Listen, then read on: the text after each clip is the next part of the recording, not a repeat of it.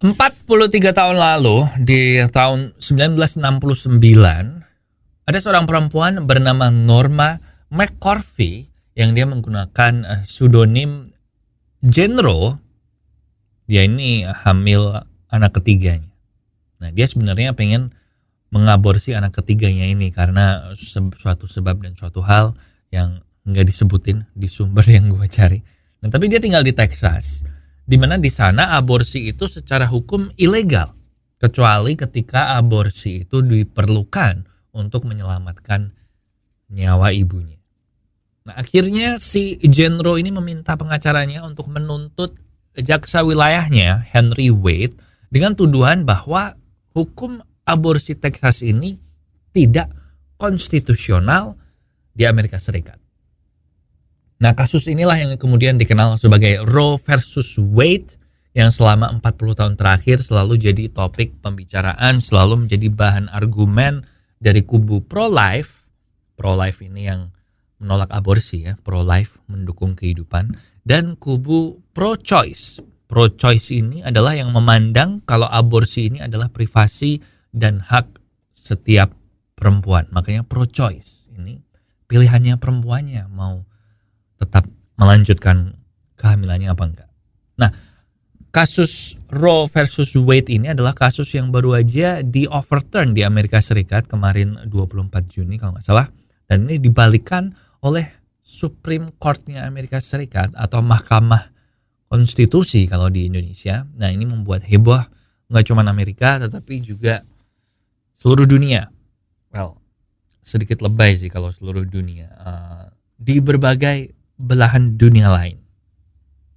Beberapa negara. Ya, pokoknya lumayan banyak lah negaranya. Nah, Roe versus Wade inilah yang akan kita bahas di Off the Record hari ini.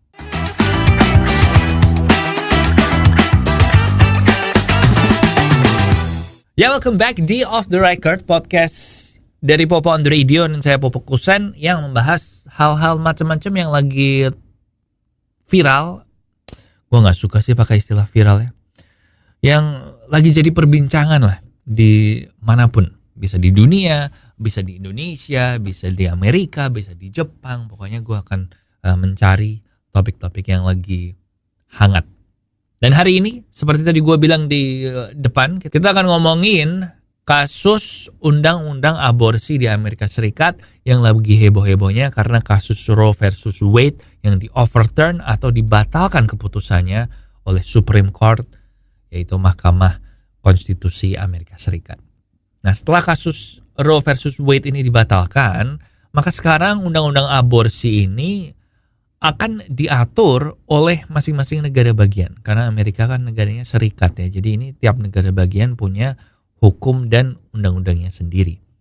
Nah, langsung aja dari dibatalkannya Roe versus Wade ini, 22 dari 50 negara bagian Amerika Serikat udah langsung ngomong kalau mereka akan segera melarang hampir semua jenis aborsi di negara bagian mereka. Nah, sebelum kita bahas pembatalan Roe versus Wade 2022 ini, sebelum kita bahas sequelnya, kita maka akan ngebahas origin story-nya dulu ya. Jadi sebenarnya isinya Roe versus Wade ini apa, dan dulu di tahun 1973 itu keputusannya apa. Nah, setelah melalui sidang yang dari pengadilan negeri terus naik ke pengadilan tinggi, terus naik terus sampai akhirnya sampai di Mahkamah Konstitusi. Waktu itu tanggal 22 Januari 1973, Supreme Court menyebutkan bahwa di pasal 14 Undang-Undang Dasarnya Amerika itu ada hak yang disebut dengan right to privacy atau hak privasi, yang dipandang hak privasi ini meliputi melindungi hak seorang perempuan untuk aborsi. Soalnya kan ya lu hak untuk privasi, lu pemerintah nggak berhak tahu dong privasi lu mau ngapain. Nah, tapi si Mahkamah Konstitusi, si Supreme Court ini juga bilang kalau hak aborsi ini tuh nggak boleh absolut, melainkan harus ada ketentuan-ketentuannya. Maka di tanggal itu Supreme Court juga menggunakan timetable trimester kehamilan yang akan menjadi guideline buat undang-undang aborsi di tiap-tiap negara bagian.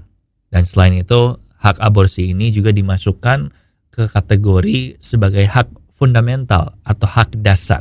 Maka kalau ada yang mau melawan undang-undang aborsi ini, itu akan diperiksa persyaratan-persyaratannya dengan standar yang paling ketat. Nah, sebagian besar sih waktu itu undang-undang aborsinya jadi lu boleh mengaborsi kalau usia kehamilan lu tuh belum sampai 24 sampai 28 minggu. Jadi 6 bulan lah, sampai 6 bulan tuh lu masih boleh aborsi di Amerika Serikat. Nah, geger-geger UU aborsi yang tahun 2022 ini, kita udah sampai ke sequelnya ya. Ini dimulai ketika salah satu negara bagian Amerika yaitu Mississippi itu mengeluarkan undang-undang yang melarang hampir semua aborsi setelah kehamilan berusia di atas 15 minggu. Nah, tentu aja ini melawan undang-undang yang ada sebelumnya dong, karena kan waktu itu dianggap janin itu baru dianggap layak di usia 24 sampai 28 minggu tadi atau 6 bulan itu.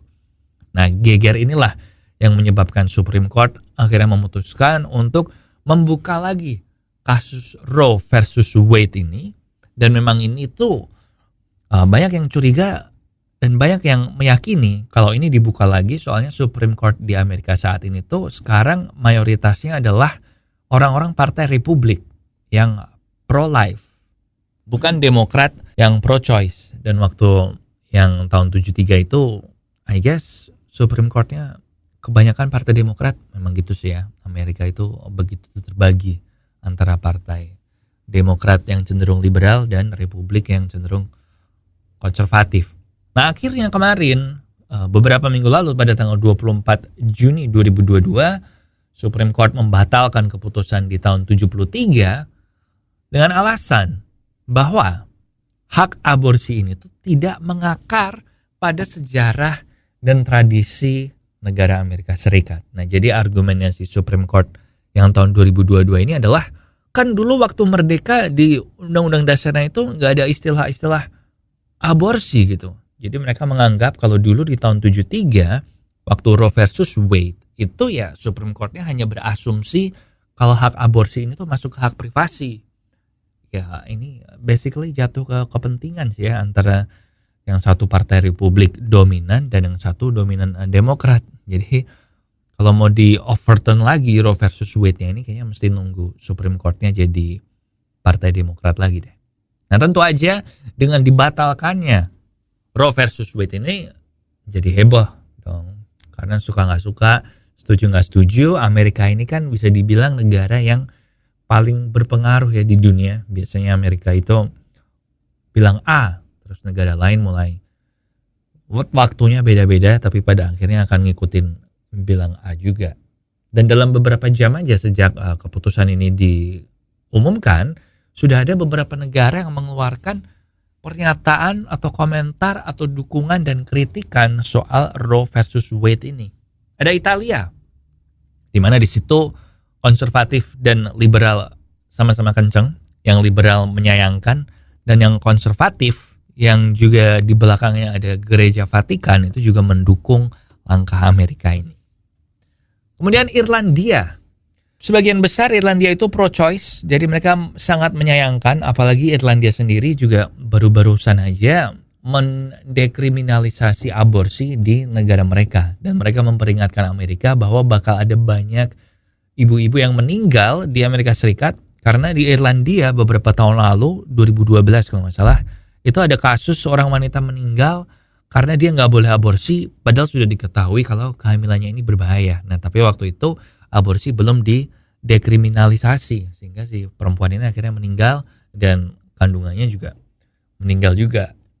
Dan bahkan Kanada yang biasanya nggak ikut campur urusannya Amerika, karena negara tetangga, terus Kanada juga partner perdagangan terbesarnya Amerika ya, jadi mereka butuh Amerika banget. Nah, Kanada yang kayak gini aja, itu sampai Perdana Menterinya si Justin Trudeau itu bilang kalau ini adalah kemunduran yang menyakitkan dan mengerikan untuk kaum wanita. For your info, Kanada sejak tahun 1983 itu sudah mendekriminalisasi aborsi. Dan sebelum masuk ke Indonesia, India juga mengecam Amerika dengan alasan Amerika ini banyak dicontoh negara-negara seluruh dunia kayak yang gue bilang tadi. Dan sama, India juga menganggap ini adalah kemunduran bagi hak-hak perempuan. Nah, gimana di Indonesia? Di Indonesia sendiri sebenarnya gimana sih undang-undangnya tentang aborsi? Nah, gue udah sempat nyari-nyari, dan di Indonesia itu aborsi dianggap ilegal atau dilarang kecuali pada 4 kondisi tertentu. Yang pertama yaitu darurat medis yang terdeteksi pada usia dini kehamilan. Kemudian kalau kehamilan ini mengancam nyawa ibu dan juga janin, itu boleh diaborsi. Terus terdapat penyakit genetik atau cacat bawaan yang nggak dapat diperbaiki, ini juga diperbolehkan aborsi. Kemudian yang terakhir, adanya kehamilan akibat perkosaan yang dapat menyebabkan trauma psikologis bagi korban perkosaan.